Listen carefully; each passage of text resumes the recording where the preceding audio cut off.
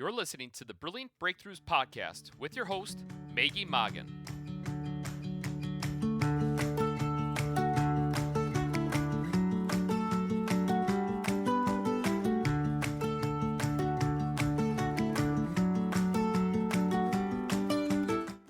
Hi, small business owners. Welcome to the Brilliant Breakthroughs podcast, where we focus on creating brilliant breakthroughs for the small business owner. FYI, this is also the name of the #1 Amazon best-selling business book series for small businesses. It's titled Brilliant Breakthroughs for the Small Business Owner, and the subtitle is Fresh Perspectives on Profitability, People, Productivity, and Finding Peace in Your Business. You can get this in digital copy or paperback at Amazon. And the book we're referencing today, because this is a series, is Volume 2. It's the one with the emerald green cover. So today I'd like to share with you, we're going to have a conversation with #1 best-selling business author from the 2018 book, Kelly E. Andrew. And before we go into learning about Kelly, I want to say, hi, rock stars. My name is Maggie Mongan. I am the crazy and wonderful #1 best-selling business author and creator of the best-selling Brilliant Breakthroughs annual business book series. And for a living, I'm a master business coach and trainer at Brilliant Breakthroughs, Inc. So now that we have me out of the way and you know who the heck I am, let's focus on Kelly Andrew. Welcome, Kelly. Hi, Maggie. Thanks for having me. Yeah, you're a rock star. You're a #1 best-selling business author. Isn't that cool? Feels pretty good, yeah. Yeah, and you're not new to the podcast either. We've had you, let's see, you've been, so people can go back and listen to you again, because after they hear this, they will. Kelly's first 3 episodes are 59, 67, and 79. I'll say that again, 59, 67, and 79. And one of the things that Kelly's doing is really cool is she's breaking down what she wrote about in the chapter. And just so you know, in the 2018 book, Kelly's chapter is the first chapter, and it's titled The Inbound Pipeline to Success. So she's breaking down and going into much greater detail of what she's speaking about at each one of these phases through inbound pipeline. And she's sharing some really important nuggets here. Like she said something about our websites in episode 79 that I went, uh-oh, I don't have that on my website and I need to go fix that. So I did, and well, I'm revamping my site right now. So I've built that into it. And I am grateful because she gives great wisdom. So make sure you go back and listen to the episodes that she had. But Kelly, you're a rock star at what you do. You're a marketer and so much more. How do you like that? I love it. You're very kind. Okay, so last time we were together, you discussed the convert phase of the inbound pipeline to success. And like I said, everybody, go back and listen to those other 3 episodes. And we're in episode, I can't remember what her number is, but this is Kelly's 4th podcast. So she's going to take us down the next phase. But what's on our agenda today? What is the phase that we're going to explore? Yeah, so today we're going to talk about the close phase of the inbound pipeline. And so last time, just a reminder that convert, the idea is when someone gets to your website for the first time, how do we get them to give us their email address? And now that we have it, now that they've opted in and said, yes, I want to know more, now it's time to really focus on content that helps them make a decision about your service or your product. So it's building out content that lives on your site, email content that is truly going to help you shorten your sales cycle because they're doing the research on their own. And so things have changed a lot. It used to be, the salesperson was kind of the gatekeeper of information. You had to have a consultation with a salesperson to get what you needed, whether it was pricing or a demo, more information, case studies. And now people are just saying, yeah, no, I don't want that. I want to do this research on my own so that I'm more prepared when I get to that salesperson, that I've got a decision made. And that's actually great for businesses because it lets us close faster. So it's all about putting the time in on the close phase on your website. Okay, so wait a minute here. I think a lot of business owners believe that marketing ends once the lead is received. So let's clarify this step in the process a little more, because there's a lot of stuff going on. Yeah. So when someone becomes a lead, again, traditionally that's where the pass off to your sales team happens. And I work with HubSpot, and I have a funny instructor there that laughs when we use the term marketing. So it's sales and marketing are kind of together now. They overlap, they really do. And so the idea with this is that even though they've already become a lead, you can still use great marketing content to help work through that sales cycle, basically. And it's a little bit like dating. Like, this is the fun time where they want to learn more about you, they're checking you out online, they're really getting a feel for whether you're compatible with what they're looking for, and you're building trust. And that'll really help you close that sale. Okay, so this is a really different way to look at how we do business. Because 20 years ago, it was like you would meet somebody, you'd shake your hand, you say, "What are you looking for?" "I got that," and you would sell. Yep. Now there's this really long process. Yeah. And we as the owners aren't in control anymore, right? I would say you are in control, but it's more about how you're building out your website. So like you mentioned, 20 years ago, your website, you built it out once, you invested a lot of money in it, but then it was sort of done. And it was all about getting someone to call and, talk to that salesperson. So the conversion was a little different. Right. Whereas today, it's all about using your website and updating it and keeping it rich in content where people are returning, they're finding what they need. They're really seeking information that they would normally get with that sales call on their own. Okay, so you talk about dating. Yep. And I said, so, we're really not in control, but we are, because it's how we show up. Totally. Right? It's how we represent. Yeah, and that's all based on what you already know about your sales process. I mean, think about maybe the top 3 questions that you get asked as a business owner. So probably something about pricing, probably, a prove it thing. Does this really work? How does it work? How does this actually help my business? Those are all things that you can build out and have live right on your website. So again, the key pieces of content for this, case studies are a huge one that you can have live right on your site that really, again, instill trust in that person who's doing research and comparing you to the next business on their website. If you're already putting out there, here's how we work, here's our proven process, here's what you can expect from us, it's making them more comfortable and building that relationship before they hit the sales meeting. Okay, all right. So this is about that old word courting, when we're dating, right? So exactly how do you use online marketing to court prospects? You started to say some of them, but right, tell me a little more. Yeah, so this is really, I think email marketing is a great way to play this courting game a little bit, because you can tell so much about where a prospect is.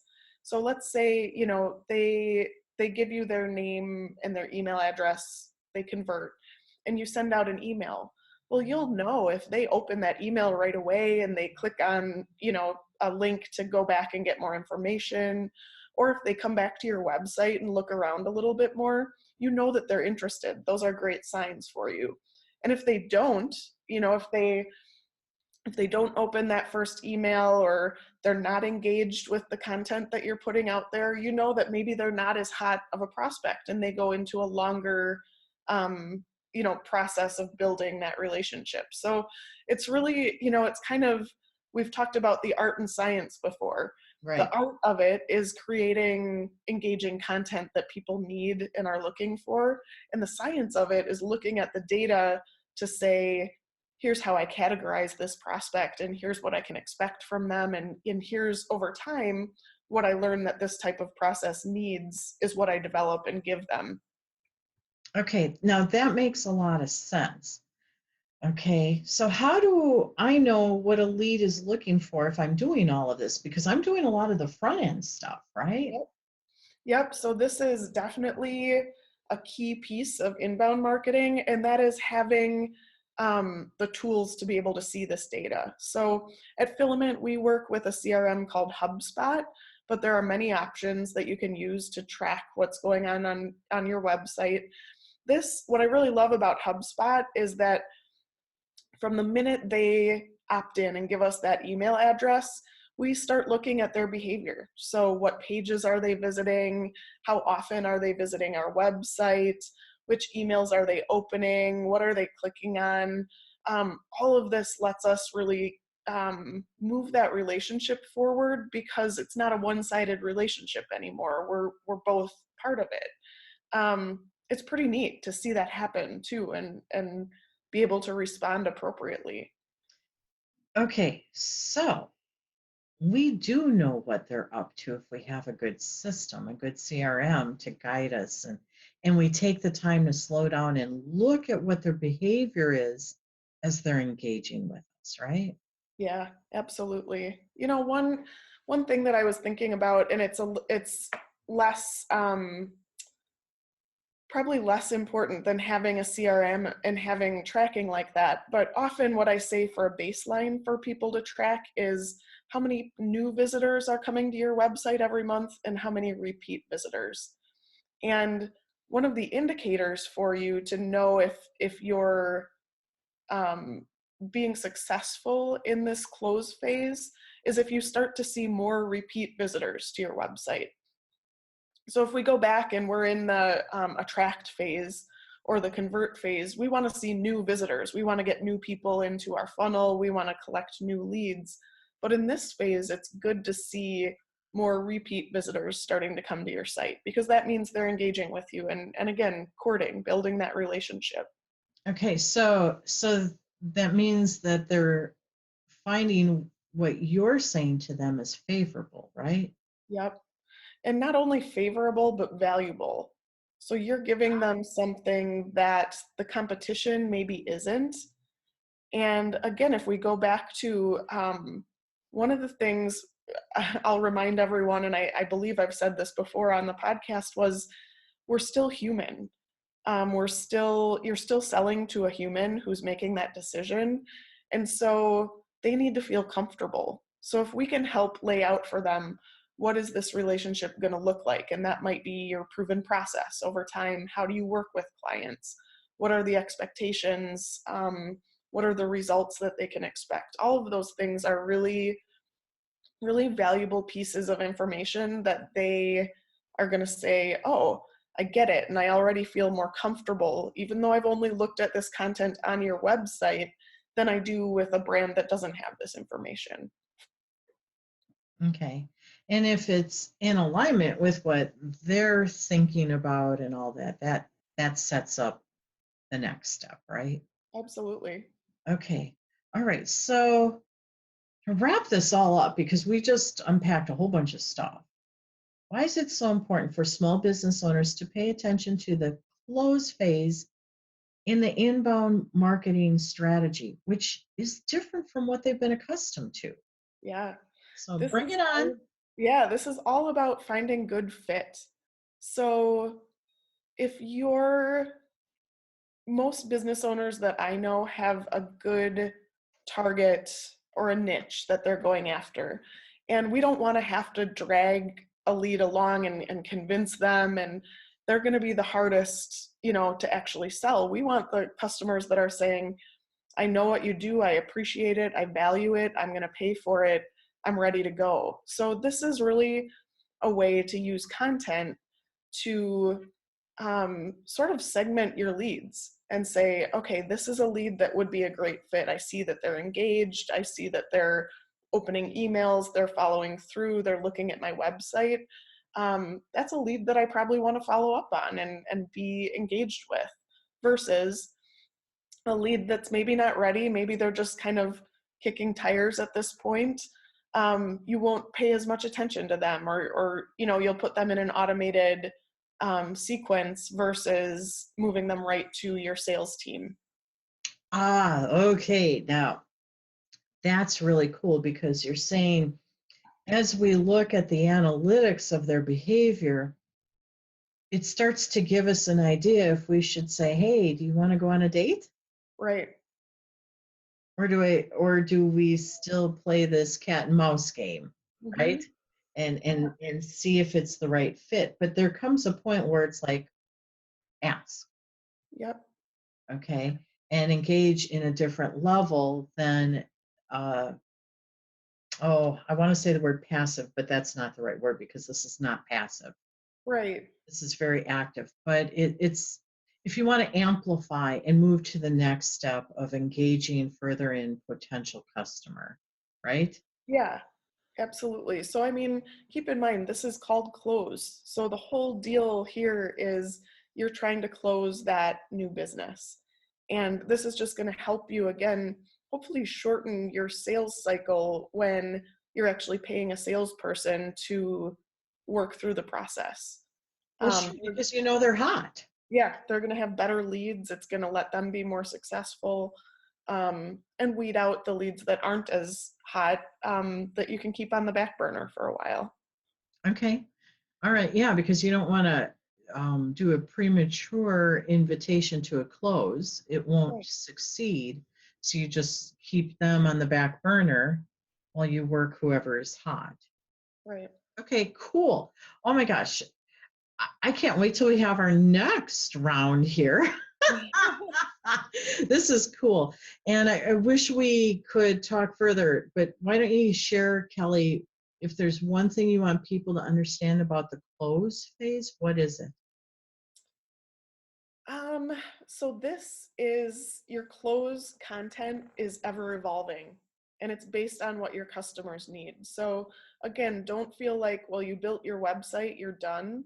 This is a place where you really need to keep considering, what are your customers looking for, and how do you build that, and how do you enrich your website to give them what they need.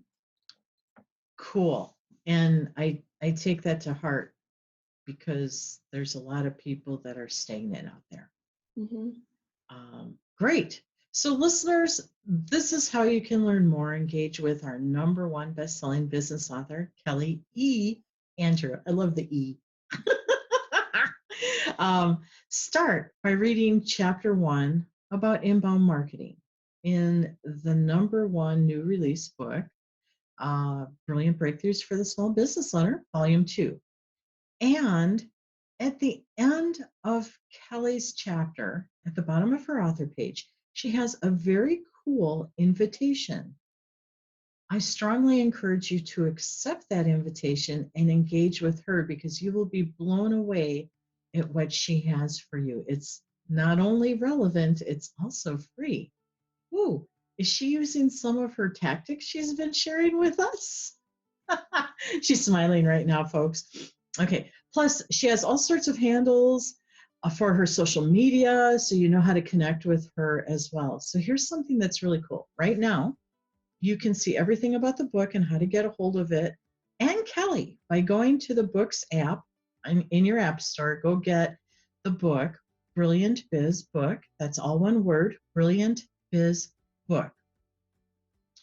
And then when you open it up, there is an area that's called Ask an Expert, and you'll see Kelly E. Andrews' name there. Click on that, type in your question, It will go to Kelly and she will reply back to you. I think that's pretty cool. Not too many people have stuff like that on their apps.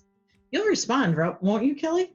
Absolutely. Okay, so she said she would, so take her up on it.